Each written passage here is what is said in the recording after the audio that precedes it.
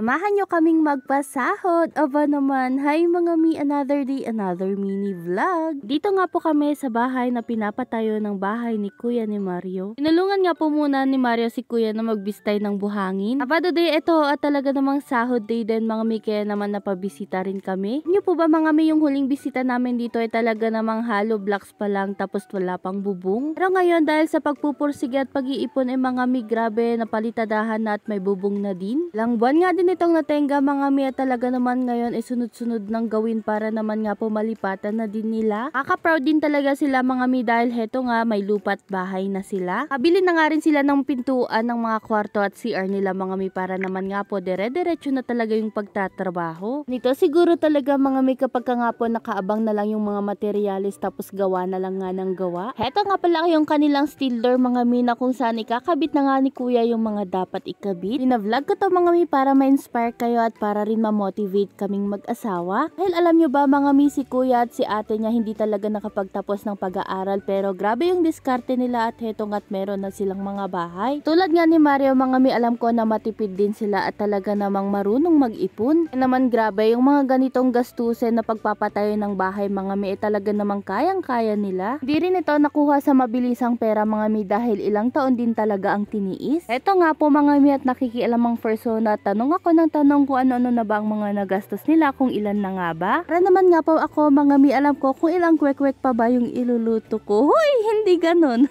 Kidding aside mga mi, pero ako kaming mag-asawa ay talaga namang magpupursige na din para naman nga po magkaroon din ng konkretong bahay. Di ko naman na problema ang lupa mga mi dahil meron na ako. Ang problema ko ngayon mga mi pera. Pera talaga, promises. Pero yun nga ang dapat lang talagang gawin mga mi, magsipag at magtiyaga talaga. At hindi pa ipagkaloob ngayon kahit matagal pa na panahon mga mi, ang importante magpapatuloy tayo. Uy, bye-bye!